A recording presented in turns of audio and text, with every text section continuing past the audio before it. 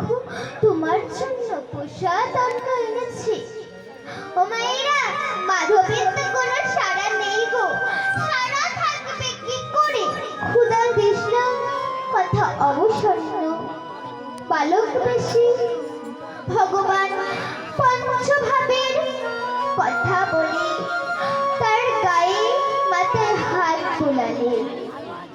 তখন মাধব জেগে উঠে বললেন, কে কে তুমি? তোমার হস্ত পরশে আমার দেহ মন প্রাণ সুশীতল হলো। ভক্তমণ্ডলী, ভক্তিবতী মায়েরা